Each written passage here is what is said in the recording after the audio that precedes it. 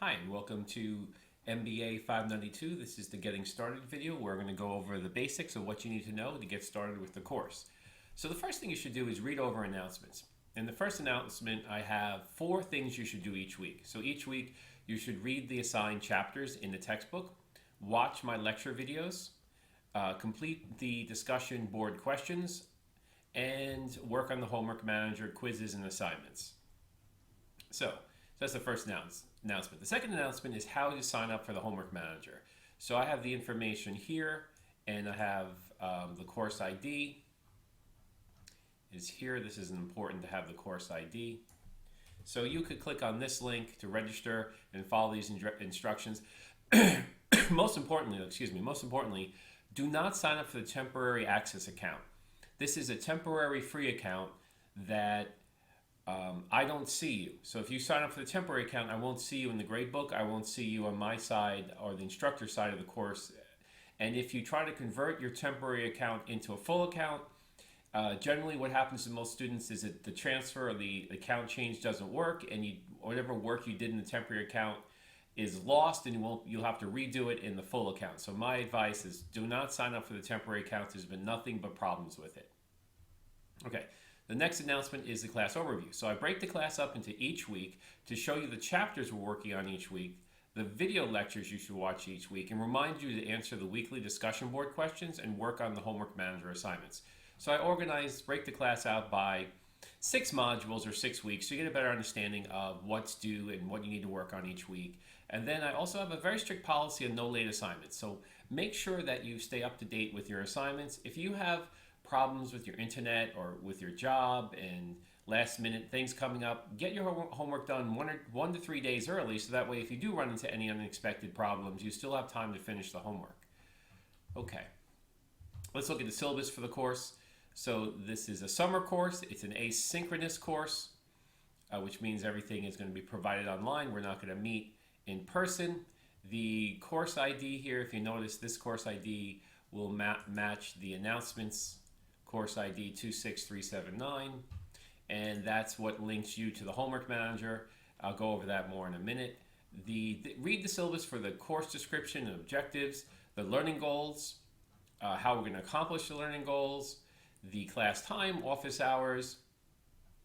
I'll have this updated soon. And the grades. So the grades discussion board questions are 40 points. The homework manager quizzes are 600 points. The homework manager assignments are 1,000 points. For this is a total of 2,000 points. You divide by 20 to get your letter grade. Okay, so when you have time, look over and read that syllabus. If you click this button here, this will bring you to the class lectures. So the class lectures will be in order of the chapter titles that you need to complete for the course. So watching these chapter lectures is a great way of enhancing your knowledge in addition to reading the textbook, and this will help you answer the homework manager questions a lot easier. Okay, I also have the PowerPoints backed up for the chapter under PowerPoints, so if you want to look at the PowerPoints while you're doing the homeworks or while you're watching the lecture, they're there. And we have the discussion questions. So this is the only really assignment that's on Blackboard, is the discussion questions. So for each week, you're going to have 1 discussion question per week, and there's 6 discussion questions in total. So I have the discussion question written here. Here you have to actually read a Pew Research report and then answer these questions associated with the report. So you click here to start the discussion, and then you're going to create a thread. When you create a thread, you could put something like discussion question 1, and then your name. And then you could just put in the questions down here. And then underneath each question is where you can answer. So that way, everybody who reads this will know exactly what question you're answering. And then when you're done, there is a submit button here that you want to press to submit your thread. And then you can pop into any student's thread, and then you can reply to them. I'm sure by now, with all the online classes that were available the last couple of years, you know how to do this pretty well. So you can submit a response, and you can also rate the postings in 1 to 5 stars, and that's a good help to your fellow class members to know how well they did and how well what you overall think. They're anonymous ratings, so I think that's a good way. I'm just going to delete this. Okay, delete that. So I'm pretty sure you understand how to do the discussion board questions. There are questions about the course, so if you have any specific questions about the course, you should subscribe here. And you can create threads if you have a question you want to ask me about the course that might be helpful to everybody.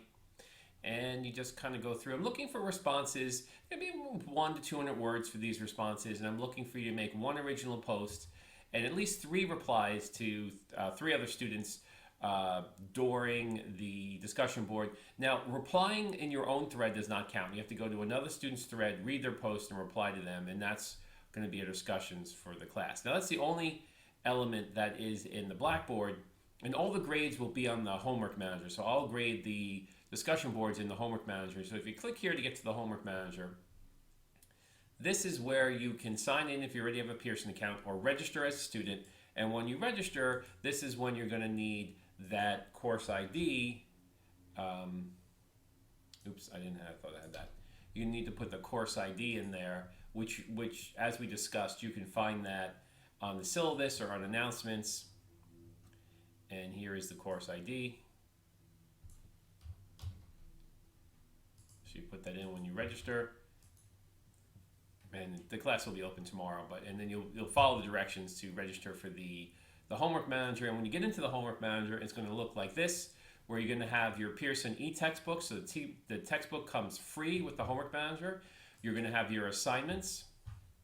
All your assignments will be listed in date order. So you complete each assignment along the way, and then you have a quiz.